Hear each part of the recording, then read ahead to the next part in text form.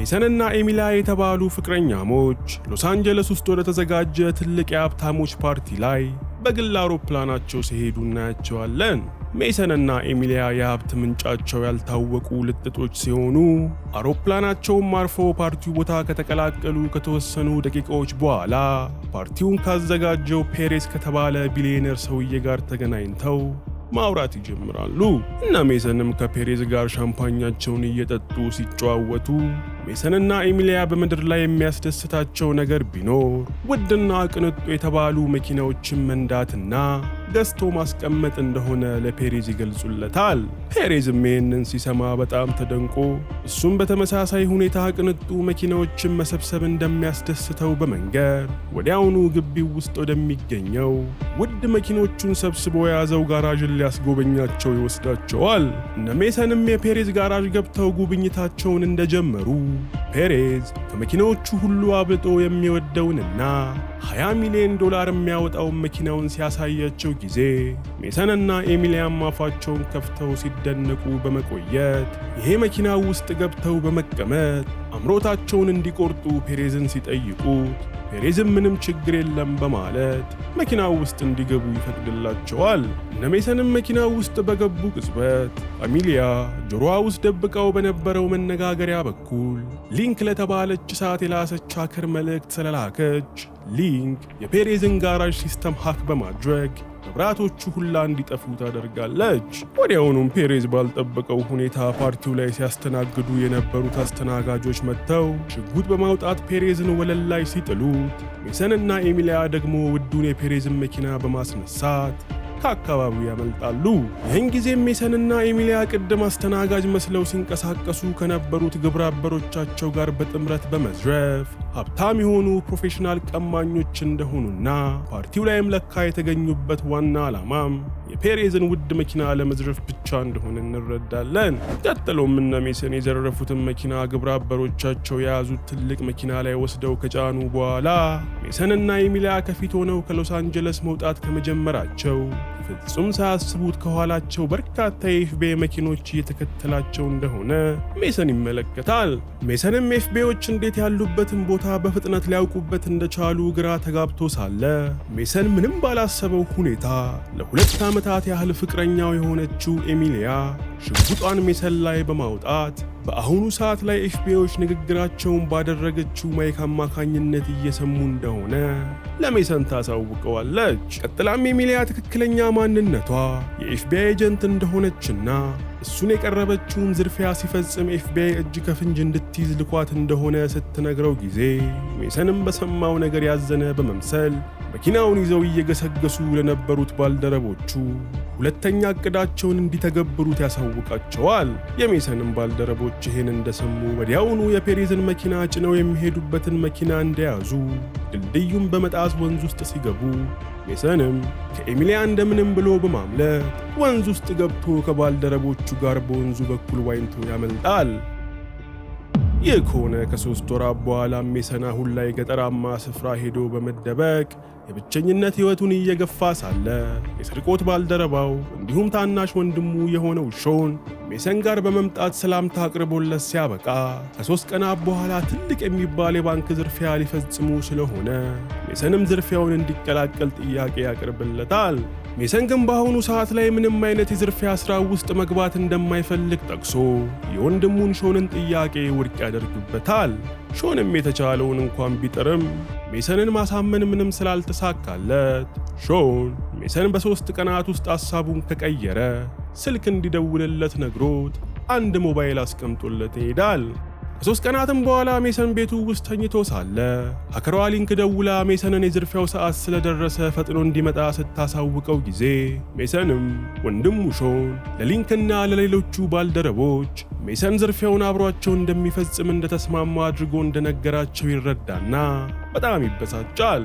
ሆኖም ግን ከብዙ ማሰላሰል በኋላ ሜሰን ሐሳቡን በመቀየር ወንድሙና ባልደረቦቹ ጋር ለመሄድ ዝግጅት ይጀምራል። በሌላም ስፍራ የሜሰን ወንድም ሾን ሊዘርፈው ያሰበው ባንክ ማናጀር የሚያዘወትርበት ቡና መጠጫ ስፍራ ሄዶ የባንኩ ማናጀር ፊት ለፊት ከተቀመጠ በኋላ ለማናጀሩ ሽጉጥ በማሳየት ምንም አይነት እንቅስቃሴ እንዳያደርግ ያስጠነቅቀዋል።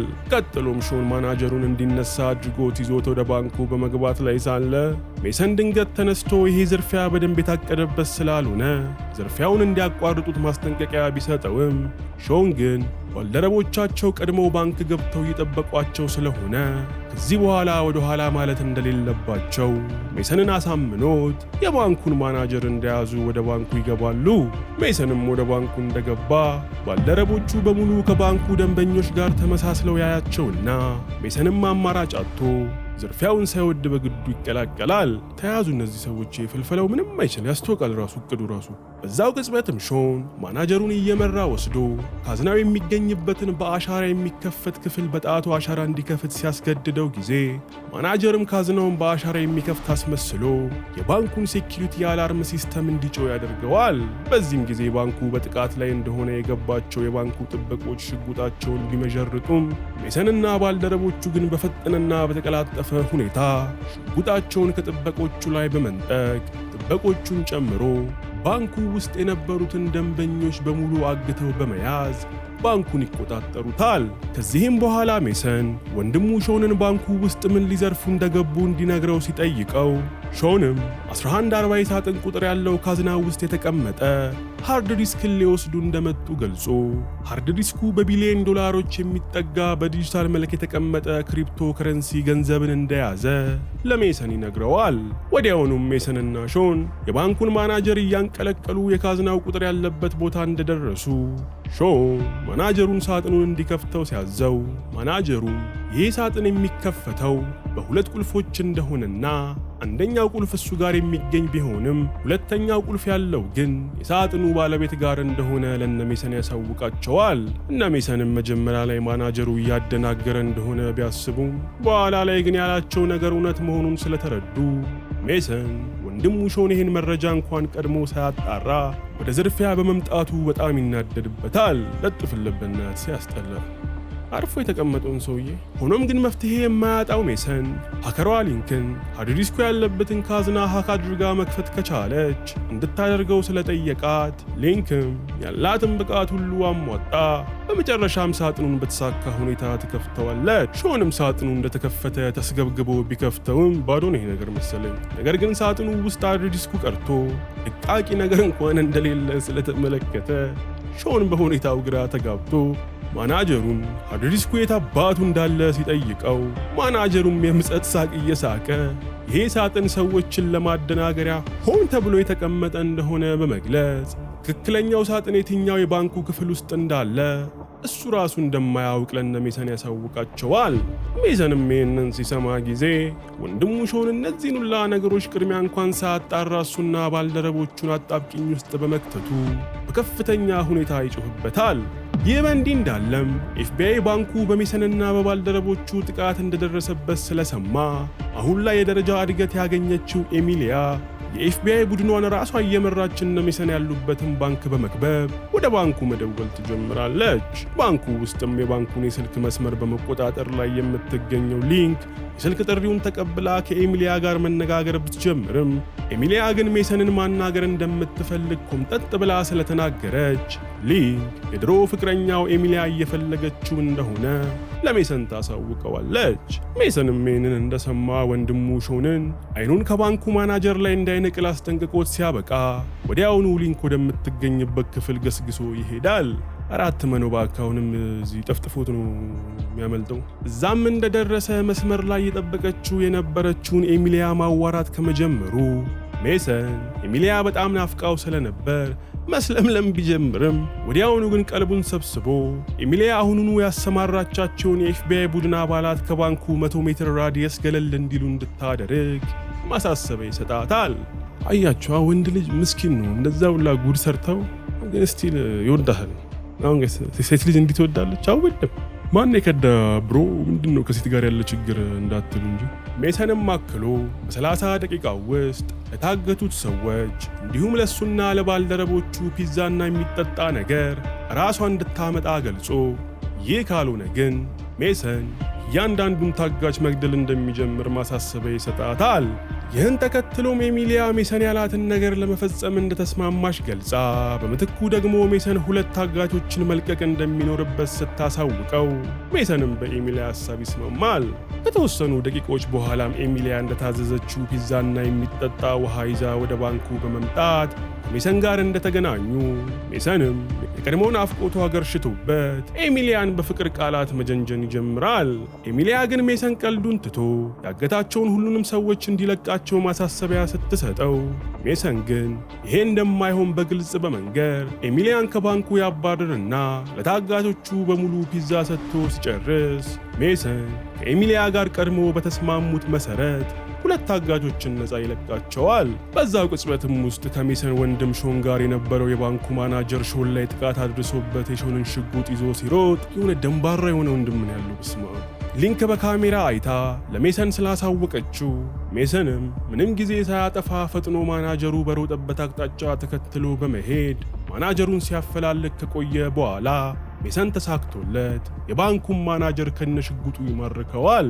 ቀጥሎም ሜሰን ማናጀሩን ይዞ ክሪፕቶ ከረንሲው ያለበት ሃርድዲስክ ባለቤት ማን እንደሆነ እንዲነግረው በጥያቄ ሲያጣድፈው ማናጀሩም ሃርድዲስኩ ሳላዛር የተባለ የአደገኛ ማፊያ ሰውዬ ንብረት ሲሆን ሃርድዲስኩ የያዘውን ነገር የክሪፕቶ ከረንሲ ገንዘብ ብቻ ሳይሆን የአሜሪካ ከፍተኛ ባለስልጣናት የሙስና ቅሌት እንዲሁም የኖር ቪዲዮዎች እንደሆነ ለነ ሜሰን ያሳውቃቸዋል። በዚህም ምክንያት ሳላዛር የአሜሪካ ባለስልጣናትን በእጁ መዳፍ የሚቆጣጠር ኃያል ሰው እንደሆነና ይህ ቅሌት ይፋ ከወጣ የአሜሪካ ባለስልጣናት ከፍተኛ ችግር ውስጥ እንደሚገቡ ለነ ሜሰን ሲነግራቸው ጊዜ ሜሰንም ይህን ሃርድዲስክ ባንኩን ደረማምሰው ቢሆንም ማግኘት እንዳለባቸውና ሃርድዲስኩ ላይ ያለውን ፋይል እንደ መደራደሪያነት በመጠቀም ከባንኩ ማምለጥ እንደሚችሉ ለባልደረቦቹ ሐሳብ ያቀርባል።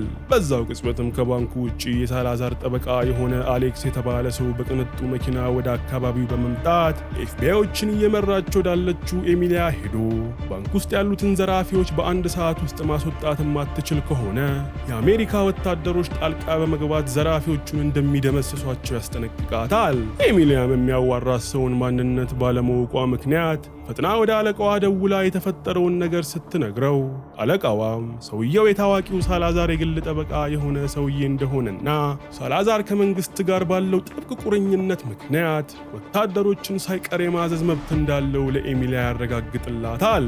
አለቃዋም ቀጥሎ ነገር ግን የአሜሪካ ወታደሮች ጣልቃ የሚገቡ ከሆነ በሚከሰተው የተኩስ ልውውጥ ምክንያት ንጹሐን ዜጎች ሊያልቁ ስለሚችሉ እነ ሜሰን እጃቸውን ፈጥነው እንዲሰጡ እንድታደርግ ያሳስባታል።